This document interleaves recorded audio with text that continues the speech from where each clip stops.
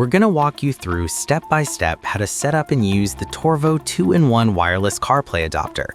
Inside the package, you'll find the Torvo Wireless CarPlay Adapter, a user manual, and a USB-A to USB-C converter. First, plug the adapter into your car's USB data port. Once connected, the device boots up automatically, and in just a few seconds, it's ready for pairing. Now grab your phone.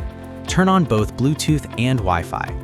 Look for a device name like SmartBox followed by a number sequence. That's the Torvo adapter. Tap to connect. Once you connect, you'll notice the LED indicator on the adapter turning blue, which confirms the connection is successful. And just like that, Apple CarPlay launches automatically on your car's infotainment screen. You can use maps for navigation, music apps for streaming and calls, and voice assistants.